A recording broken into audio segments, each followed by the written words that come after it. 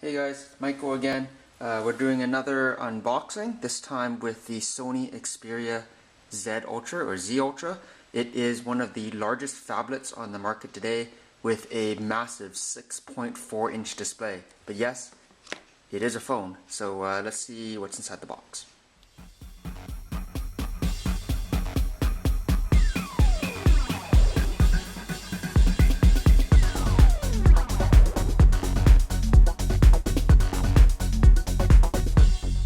So we'll start with the box itself. It's kind of this glossy white material, and then proudly displays the large phone on the front there.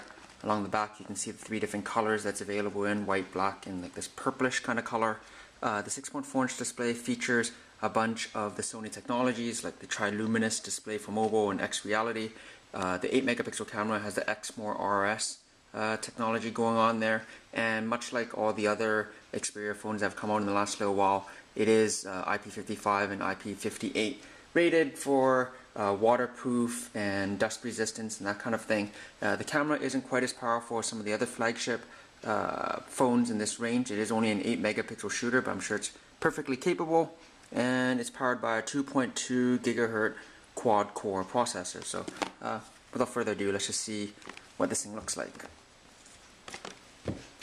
Yes, it is massive. So it comes in like this kind of plastic protective bag, which I'll remove, and more protective stuff, so I'll get rid of that. Let's see here. Here we go.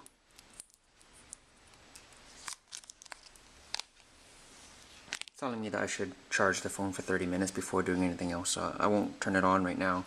But you can see there's a little swingy door there for the micro SD card and SIM card, I believe. So I'll get rid of that.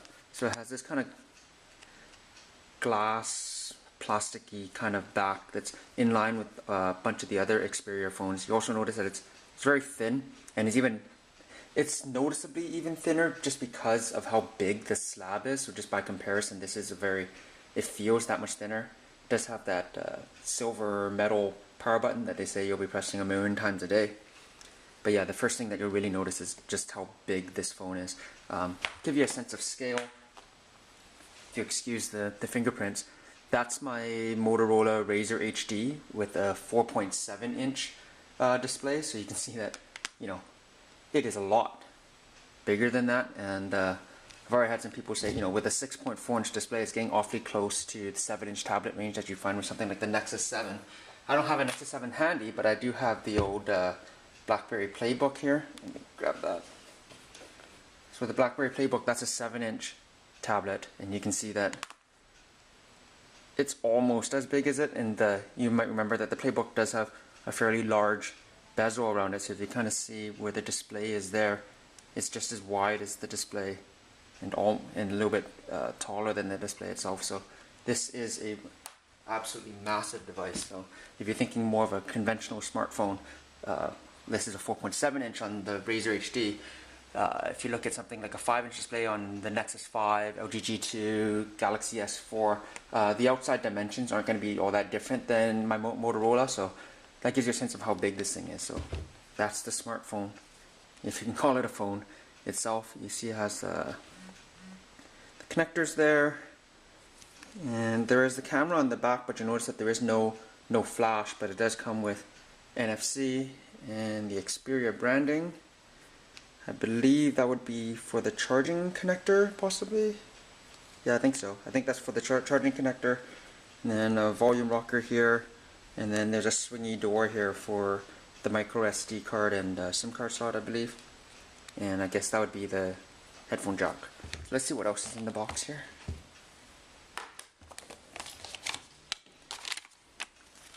Thing to tell you to control your data usage, how to turn off your wireless networks and that kind of thing. The French instruction manual, the English startup guide, some important information in English and French, the FCC statement, what's important information? Oh, in Spanish too. For hearing aid compatibility and stuff like that, so that's not terribly exciting. So we'll just get that documentation aside. looking at the rest of the box here, on one side you get the different earpieces, which would go with the headset here, earbud style headset,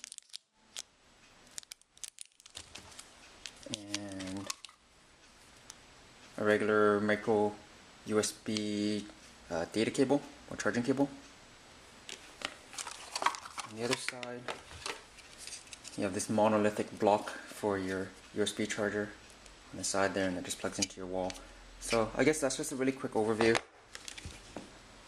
of the Xperia Z Ultra. Yes, by far the most notable feature is the size of its display, but you should expect all the other goodness that's come with the Xperia Z, Z1 kind of range from Sony in that last little while. I'll be running this phone through its paces the next couple of weeks, and the full review should be posted up on megatechnews.com shortly. Again, I'm Michael, and that is the Sony Xperia Z Ultra.